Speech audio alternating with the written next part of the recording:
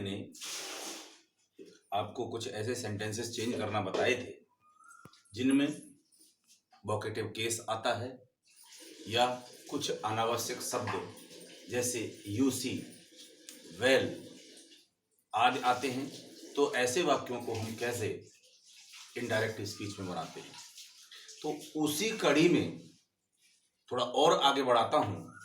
तो ऐसे वाक्य जिन वाक्यों में रिपोर्टेड स्पीच में कंडीशनल सेंटेंस आता है या ऐसे सेंटेंसेस जो ओवर एम्बिशियसनेस को दर्शाते हैं, अवास्तविकता को दर्शाते हैं, तो ऐसे वाक्यों को आप किस तरीके से इनडायरेक्ट स्पीच में चेंज करेंगे। देखिए, मैं नियम लिख रहा हूं। यदि रिपोर्टेड स्पीच में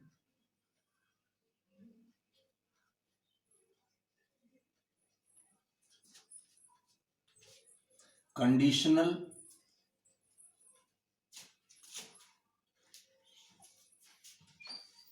सेंटेंस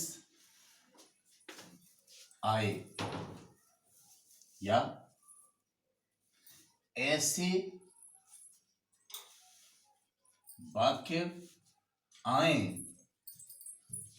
जिनमें अवास्तविकता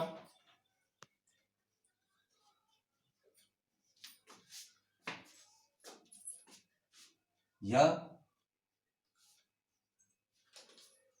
अति से अधिक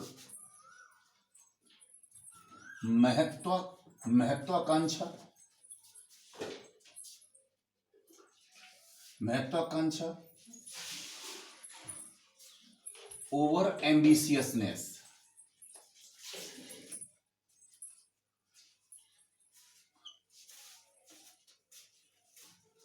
आदि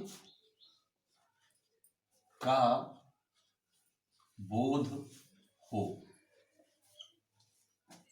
तो इनडायरेक्ट स्पीच में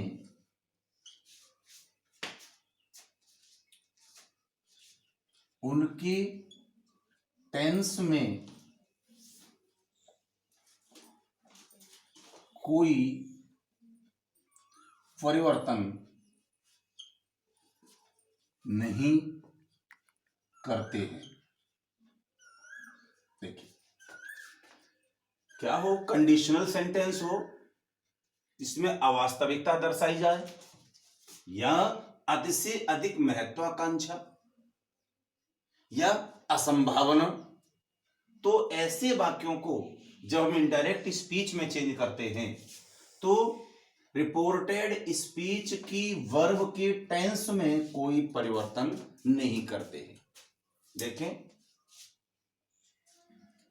ही सेड टू मी, उसने मुझसे कहा। If I were your younger brother, comma, I would do many मिसचीव्स। देखिए, क्या कह रहा है, उसने मुझसे कहा कि if I were your younger brother, यदि मैं तुम्हारा छोटा भाई होता तो आई वुड डू मैनी मिसचीव्स, तो मैं बहुत सारी शरारतें करता। देखिए, तो ये जो आपका यहां से यहां तक का सेंटेंस है, तो इसमें जो रिपोर्टिंग वर्ब इस्तेमाल की गई है, क्या है, वर्ब। किस टेंस में है, पास्ट टेंस में। तो इस रिपोर्टेड स्पीच की वर्ब के टेंस में कोई परिवर्तन नहीं करते हैं। देखिए, वैसे आप जानते हैं कि वर्ब काय में चेंज होता है, हैड बीन में, लेकिन जब ये पास्ट टेंस में है तो हम इसको वर्ब को हैड बीन में चेंज नहीं करेंगे। देखें, ही टोल्ड मी, कॉमा हटा करके दैट, इफ आई, ये आई किस पर्सन का? फर्स्ट पर्सन का, तो ही के अनुसार क्या हो जाएगा? ही। अब देखिए वर हम काय में चेंज करते थे? हैड बीन में, लेकिन ऐसे सेंटेंस में इस वर को वर ही रहने देंगे, इसे हम चेंज नहीं करेंगे। इफ ही वर, अब देखिए योर, ये किस पर्सन का है? सेकंड पर्सन का, ये किसके अंदर चेंज होगा? रिपोर्टिंग ऑब्जेक्ट के अनुसार, तो मी। अब मी के अनुसार पॉजेसिव क्या केस क्या होगा इसका? माई,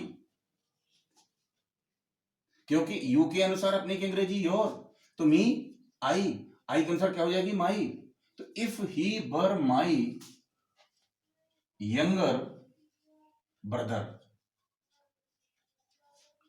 कॉमा, अभी चेंज करो आई को ही में, ही वुड डू मैनी मिसचीव्स, ठीक है। और देखिए दूसरा वाक्य लिख रहा हूं, शी सेड टू मी, उसने मुझसे कहा। If I were A bird, देखिए यदि मैं चिड़िया होती, आई वुड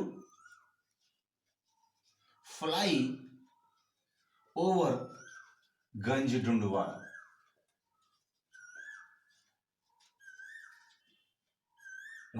क्लोज।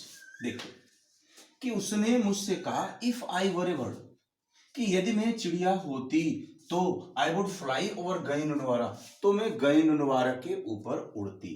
तो वर क्या है? ये पास्ट टेंस में है पूरा। देखिए if I were a word क्या दर्शा रहा है? ये ओवर एम्बिशियसनेस को। क्या दर्शा रहा है? अवास्तविकता को। किस टेंस में है ये? पास्ट टेंस में। कैसा वाक्य है ये? Conditional sentence. आप ऐसे अगर वाक्य आपके मिलेंगे एक्सरसाइज में या परीक्षा में, तो आप इनकी वर्ब चेंज नहीं करेंगे। देखें सी और सेट टू काम चेंज किया, टोल्ड मी, कॉमा हटा करके दैट, इसके बाद इफ।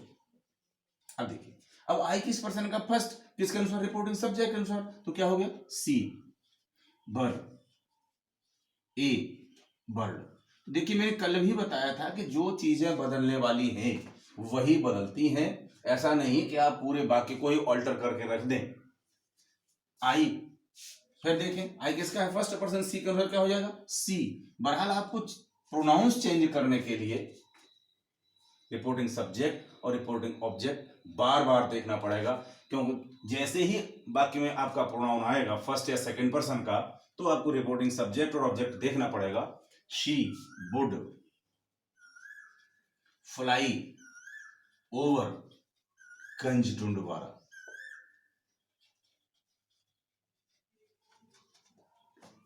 ठीक है। और देखिए आगे,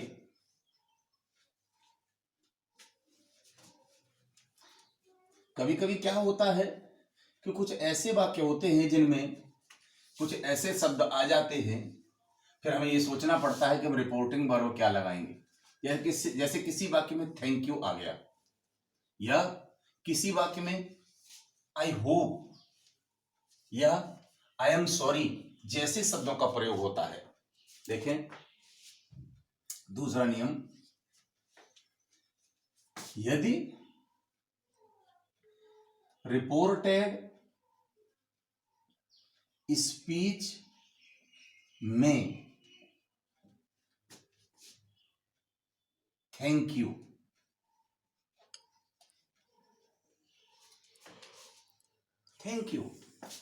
या आई होप या आई फील सॉरी या आई एम सॉरी जैसे शब्द या क्लॉजेज आते हैं तो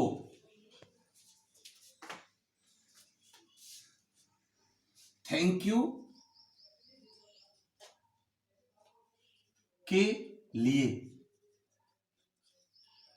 रिपोर्टिंग वर्ब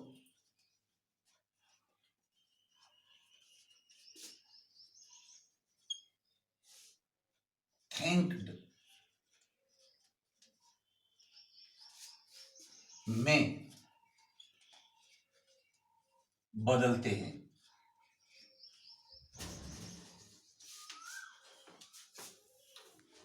तथा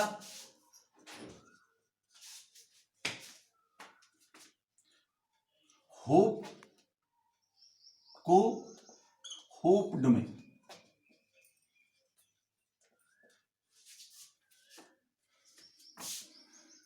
I feel sorry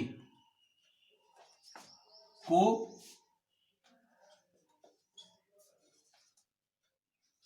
felt sorry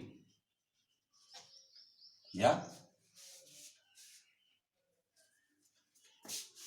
regretted या एक्सप्रेस्ड रिग्रेट्स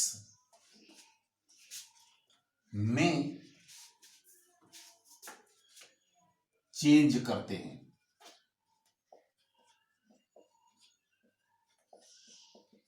देखिए,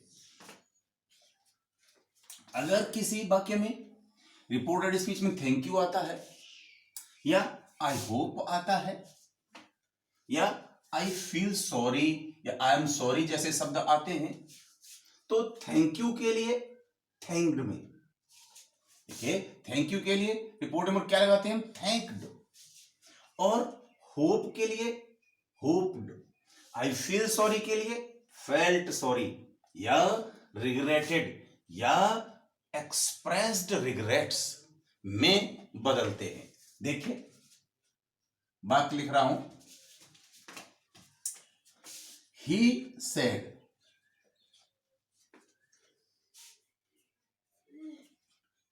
to me, comma thank you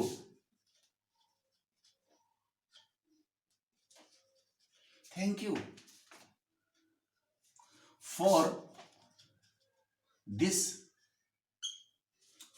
help. देखिए अब इसमें थैंक यू लगा हुआ है, तो जब थैंक यू लगा हुआ है तो इस रिपोर्टिंग वर्ब को कायम चेंज करेंगे आप थैंक्ड में। देखिए अब चूंकि फॉर दिस हेल्प क्या है, ये थैंक यू के साथ जुड़ा हुआ है, तो ये जो कॉमा और इन्वर्टेड कॉमा है इसको हटा करके आप सीधा सीधा जोड़ देंगे। देखिए he thanked me for that help. Okay, he thanked me for that help। एक दूसरा मैं लिख रहा हूं,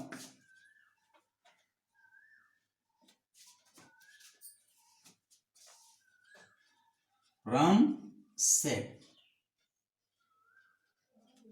कौन भी, I hope